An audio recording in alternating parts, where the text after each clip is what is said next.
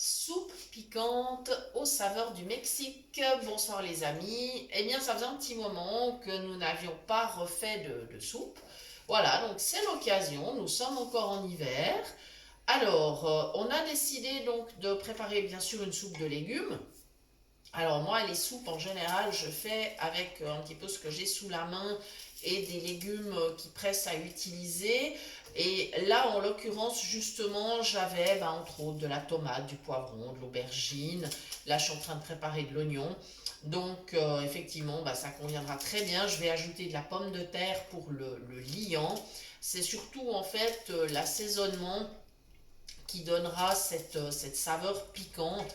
Pourquoi aux saveurs du Mexique? Eh bien simplement parce qu'on va utiliser des ingrédients, des épices qu'on utilise là-bas particulièrement. Voilà, nous on aime bien quand c'est un petit peu piquant.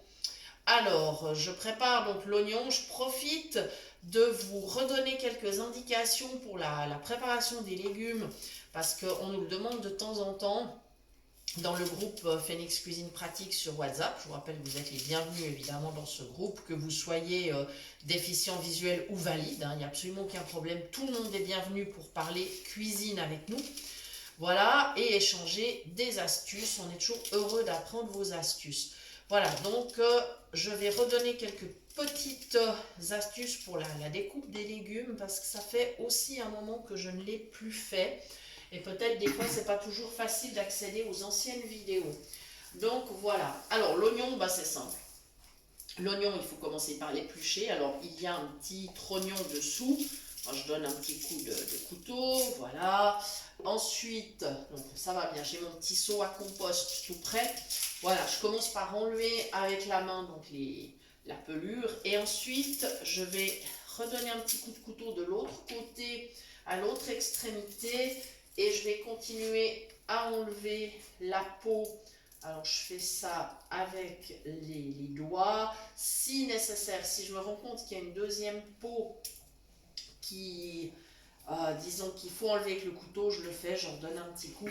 Donc attention les doigts, prenez un couteau qui coupe mais pas qui tranche trop violemment. Ça évitera les accidents. Vous savez ce qu'on dit à propos des oignons? On dit que si en automne la peau des oignons est très épaisse, on a un hiver froid. Et si au contraire elle est fine, on a un hiver assez doux. Eh bien ça s'est tout à fait vérifié en tout cas cet hiver. On avait des oignons vraiment avec très très très peu de pelure l'automne dernier. Et effectivement, là, notre hiver, il est plutôt doux. En tout cas, là où nous habitons, effectivement, il est super, super, super doux. Voilà. Ce qui est bien agréable, hein, parce que, voilà. Donc, voilà. L'oignon, ça y est, il est épluché. Alors, prenez une planche si vous n'êtes pas à l'aise de le faire directement comme ça. Moi, je le coupe en deux. Et après, avec mon couteau, j'émince gentiment. De toute façon, ma soupe sera mixée, ce qui fait qu'après, si les morceaux sont un petit peu plus grands, voilà, c'est pas grave. Alors, petite astuce, plus vous allez couper des morceaux petits, plus ça va cuire rapidement, moins vous utiliserez d'énergie, que ce soit du gaz, de l'électricité. Et oui, par les temps qui courent, eh bien, toutes ces astuces sont bonnes à prendre. Voilà, je vous conseille également aussi de couvrir votre marmite parce que ça permet aussi à la chaleur de ne pas filer là où elle ne doit pas. J'en suis à la tomate et je me rends compte qu'il faut que je repasse un petit coup sous l'eau. J'avais bien sûr préalablement lavé mes légumes. Alors moi, la tomate, je la coupe en deux, mais je fais exprès de couper un côté fin, un côté épais. Comme ça, je ne passe qu'une fois ma lame de couteau pour enlever le cœur. Voilà, c'est ma petite astuce. Ça va super vite. J'enlève pas trop parce que c'est une soupe, hein. Donc, on peut quand même mettre quasiment toute la tomate. Juste un petit bout que je sens qui n'est pas très joli. Il est un petit peu ramolli, je l'enlève. Voilà, pareil, ma petite tomate, je la coupe comme ça en petits morceaux. Voilà, pendant que je continue à préparer la tomate, on va parler de l'assaisonnement. Alors l'assaisonnement, ça va être bien sûr du bouillon ou du sel si vous préférez. Moi j'aime bien le bouillon, donc voilà. Ensuite, voilà, qui dit saveur mexicaine dit saveur un peu pimentée. Ce qui fait que moi, dans ma soupe, je vais rajouter du piment. Alors, vous pouvez le mettre sous forme de tabasco ou de purée de piment ou autre. Ou de piment, si vous avez des piments chez vous, n'hésitez pas. La quantité est en fonction de ce que votre estomac supporte en matière de piquant. Voilà. Très bien, donc je continue avec mes petites tomates. Vous pouvez, alors c'est une soupe où vous pouvez aussi mettre par exemple des haricots rouges, du maïs. Donc ça, il n'y a pas de problème parce qu'on serait tout à fait dans des légumes qu'on utilise là-bas très, très fréquemment. Voilà, donc après c'est un petit peu au choix. De toute façon, que vous mettiez du haricot rouge ou par exemple de la pomme de terre, comme moi je vais le faire ce soir, vous aurez le liant de la soupe. Hein. C'est vraiment ce qui donne une soupe bien liée, bien, voilà, bien veloutée. Et c'est beaucoup plus agréable qu'une soupe qui est toute claire. Hein. On est clair qu'on prépare une soupe, on ne prépare pas un bouillon. Voilà, comme ceci. Donc je continue à préparer mes petites tomates. Les soupes se digèrent vraiment facilement. C'est une bonne base, ça constitue toujours une entrée intéressante, ça peut être un plat principal assez complet selon ce que l'on met dedans. Voilà, puis pour le soir, eh bien, effectivement, c'est quelque chose qui n'est pas trop lourd. Donc voilà, ça y est. Donc on va faire peut-être... ouais, bon, je vais continuer avec ma tomate. Voilà. N'hésitez pas à nous mettre vos petites recettes de soupe également. Mettez-nous en commentaire celles que vous préférez.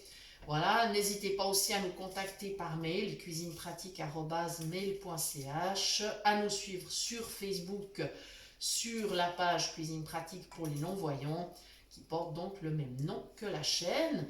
Bienvenue aussi à tous les nouveaux abonnés, bienvenue à tous, et puis merci de nous suivre, merci pour votre fidélité. On sait qu'il y a des gens qui nous suivent vraiment chaque semaine, et donc merci infiniment, ça nous touche beaucoup. Merci pour vos gentils messages, que ce soit dans le groupe ou dans les messageries, sur l'email, enfin voilà, merci infiniment. Je passe au poivron. La préparation du poivron est très simple. Je positionne le couteau dessous, je le fends en deux. Voilà. Après, j'ai plus qu'à finir d'ouvrir en utilisant mes mains.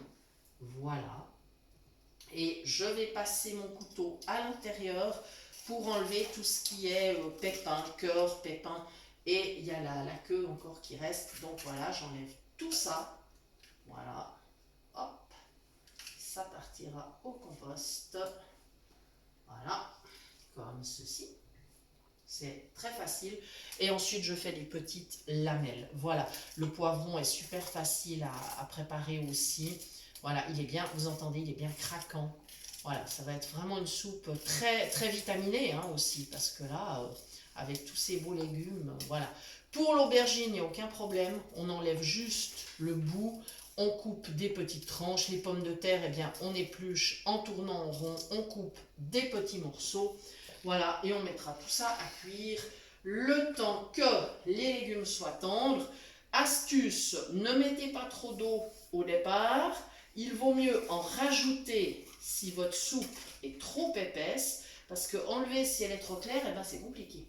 Alors franchement, voilà, moi je préfère, je mets pas trop, je mets juste à hauteur des légumes. Et ensuite, donc, je couvre, ce qui va éviter la déperdition de vapeur, déjà, bien sûr. Et ensuite, au moment de mixer, eh ben, on regarde, on sent tout de suite si la soupe a la bonne texture. Voilà, je crois que j'ai dit l'essentiel. Donc, tout à la fin, on mettra une petite touche de paprika fumé. C'est excellent dans les différentes préparations, justement. Donc, on mettra encore ça à la fin pour donner vraiment ce petit goût de fumée si particulier. Ça va nous faire une soupe absolument délicieuse pour notre repas du soir. Voilà les amis, je crois que vraiment j'ai dit l'essentiel. N'hésitez pas si vous avez des questions évidemment. N'hésitez pas à écrire, à mettre des commentaires. Ça nous fait toujours plaisir d'avoir de vos nouvelles. Voilà, merci beaucoup de nous avoir suivis et à très bientôt pour de nouvelles idées cuisine.